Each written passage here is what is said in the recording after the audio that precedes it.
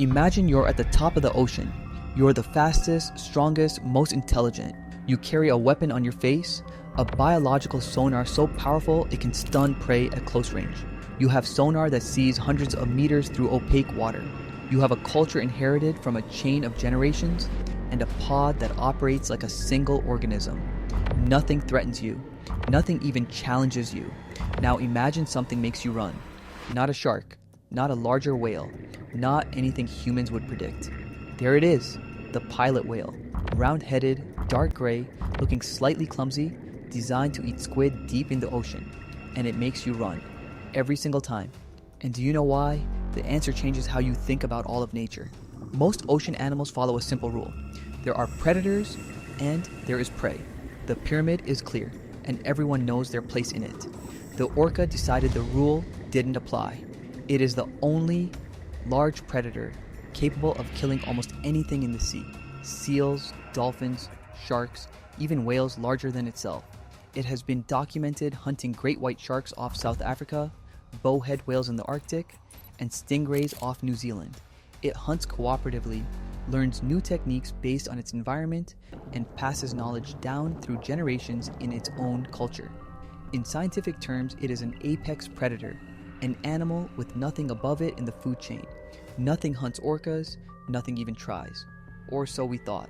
Everything you've learned about the ocean food chain is wrong. Here's why. To understand why the pilot whale breaks this pattern, you first need to understand what the pilot whale is made of. It doesn't look threatening. Dark gray, round-headed, noticeably smaller than an orca.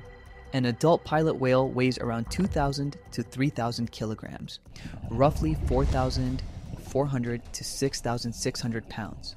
An orca is much heavier, close to 10,000 kilograms, around 22,000 pounds. And in length, the difference is just as clear. An adult male orca can reach over 9 meters, about 30 feet. A pilot whale reaches about 7.5 meters, around 25 feet. On paper, this shouldn't be a competition. The biology is surprising when you start unpacking it layer by layer. The pilot whale is built for depth. It dives up to 1,700 meters, about 5,600 feet, hunting squid in complete darkness where sunlight no longer reaches. Its lungs are designed to withstand massive pressure by safely collapsing rather than rupturing. Its musculature is exceptionally dense with myoglobin, storing oxygen for intense sprints. A 2025 study tracked pilot whales in the wild. What they found was shocking. Researchers didn't believe the results at first. The numbers were too large. Each pilot whale eats up to 200 squid every single day, not per group, per individual. Multiply that across thousands of whales, and you're not looking at an animal anymore. You're looking at a machine. Scale that to the entire Hawaiian population, roughly 8,000 individuals. And you get 88,000 tons of squid per year in one region alone, from one species of pilot whale alone. And that number is exactly why orcas don't stay. When an orca enters pilot whale territory, it isn't just competing for resources. It's threatening a machine that needs hundreds of squid per day just to keep running. Externally, the pilot whale looks calm, almost lazy. Internally, it's a dive vehicle running at full capacity every single day, no exceptions. Orcas hunt in pods. This is one of their greatest strengths. Coordinated cooperation allows them to bring down targets that would be completely impossible alone. A typical orca pod has around 8 to 15 individuals, and larger pods can grow to 20, sometimes 25. Pilot whales don't form pods. They form clans, and this is where the entire balance of power flips. When you learn how large these clans are, you'll understand why an orca doesn't dare stay.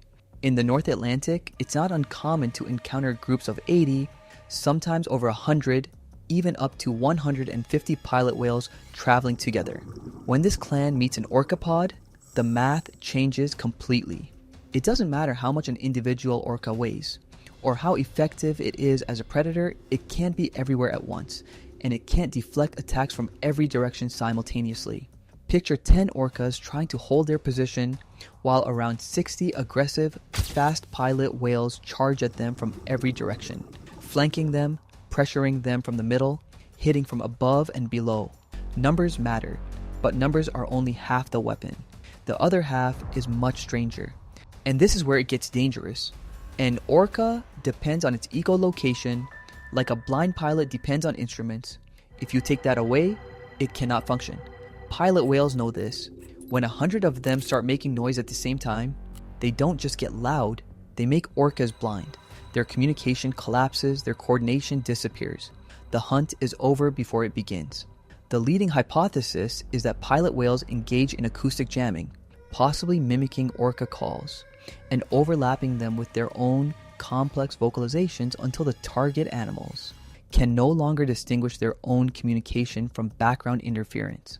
They don't know what pod members are signaling, they don't know which direction the next charge is coming from, designed precisely against the one species that needs its hearing most. And yet, the orca is stronger, larger, more intelligent as an individual. Why doesn't it just fight through the noise, hold its ground and attack? This is the part almost everyone gets wrong. Most people never understand this, and it's exactly the mistake that costs the most. The higher you are in the food chain, the more you have to lose. An orca can't afford to get injured, because if it can't hunt, it dies. Its body is an expensive, finely tuned instrument. Injury isn't an inconvenience, it's a catastrophe. Pilot whales, on the other hand, are famously the most difficult animals in the ocean. A species that reacts to threats before it thinks, that charges at things that come too close. They're dangerous precisely because they have less to lose. And now you understand why that 88,000-ton figure matters so much. A pilot whale can't simply retreat and find food elsewhere. It doesn't fight for its range because it's naturally aggressive. It fights because it has to. Every lost feeding ground means hundreds fewer squid per individual per day. 10 miles, about 16 kilometers. Away, there are seals that don't fight back. The orca goes there. But this is where things get even more complicated. Because when researchers played recordings of orca calls through underwater speakers in the Norwegian Sea, every large marine animal did the same thing. They fled. Gray whales turned and left. Beaked whales changed course. Belugas scattered. Even bull sperm whales altered their heading. Orca sounds are the ocean's universal warning signal. Every other animal runs from orcas. Pilot whales don't. When you hear what happened next, you won't believe it. They turned and swam directly toward the sound. As they approached, more pilot whales joined. The group grew, tightened, kept moving. They weren't fleeing. They were headed toward exactly where everyone else was running from. Researchers proposed two theories. First, hunger. Orca sounds mean food nearby, and 200 squid per day demands opportunism. Second, pure aggression. Pilot whales don't calculate threats, they just charge. The truth may be both at once. But in 2023, a finding was published that may offer the deepest answer to why this conflict feels so personal. This single observation might explain everything, and it's more disturbing than anything else. Icelandic researchers documented something never before recorded in science. A female orca was actively swimming in protection of a small pilot whale calf. She wasn't threatening it, she was swimming with it, keeping it close, shielding it with her own movements the way she would protect her own young. Researchers aren't certain what was happening. One explanation, the calf had been orphaned and the female orca had adopted it. Another, darker, the orca had taken it. If this has happened repeatedly throughout history, it would explain a great deal. It would no longer be simply about resource competition or cold territorial calculation. It would be memory, learned hatred, knowledge passed from generation to generation as reliably as hunting techniques. And then there is this. In May 1992, a woman named Lisa Costello swam with pilot whales off the coast of Hawaii. A professional photographer was present and captured everything on film. One whale, researchers called it Notch, allowed her to stroke its back. 54 seconds, motionless, almost meditative. Costello recalls a great deal of direct eye contact. Then Notch took her in its mouth. It took her 10 meters down. Costello fought for air, lungs burning. She reached out and gently touched the whale's eye, deliberately, softly, believing for some incomprehensible reason that it wasn't trying to kill her. The whale brought her back to the surface. She survived with 9 stitches, and when researchers tried to explain the behavior, the best parallel they could find was a female bottlenose dolphin, which holds an errant calf on the seafloor to teach it about boundaries. The pilot whale is not aggressive in the way a predator is. It is something far stranger, an animal that applies its own social logic to everything it encounters, including us. It may not want to cause harm, it simply treats everything according to its own worldview, and in its worldview, it has the right to decide who gets to be in its waters and on what terms. Pilot whales are extremely social, perhaps too social for their own good. Their pod structure is one of the tightest in the entire marine animal kingdom. They don't leave the wounded behind. This bond is so powerful that if one individual strands itself on a beach, the entire pod follows it to its death because they simply cannot bring themselves to separate.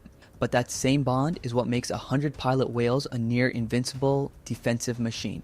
When one detects a threat, all respond. No one stays behind. Coordination requires no rehearsal. It's woven directly into their social structure. And that same clan needs 88,000 tons of squid per year just to survive. This is not a group that can afford to lose feeding grounds. It is an organization whose existence depends on its territory remaining its territory.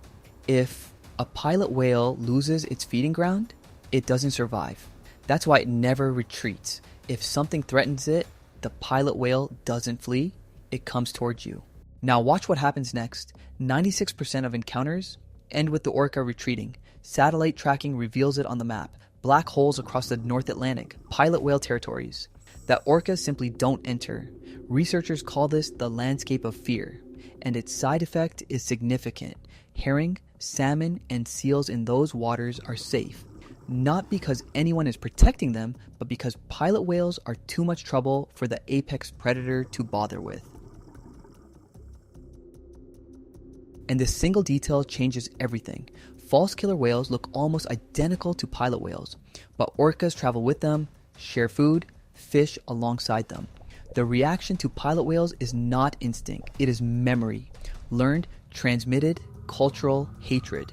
This detail overturns everything you thought you knew about animal instinct. Orcas haven't given up. They have started changing their behavior, moving more quietly through pilot whale territories, switching off their echolocation, trying to pass through undetected. Some individuals have been observed lurking at the edges of pilot whale groups, waiting for the moment when an individual strays from the clan. This is evolution in real time. Two species capable of intelligent behavior, constantly searching for counter strategies against each other's tactics. This behavioral shift has only been documented in recent years. We may be watching the beginning of it. And this is where things could change forever. Climate change is compressing both species ranges. Herring are moving further north. Orcas must follow their prey. Pilot whale, deep water habitats are shifting. Both species are being pushed into new territories where they encounter each other with increasing frequency. For the pilot whale, this means one thing.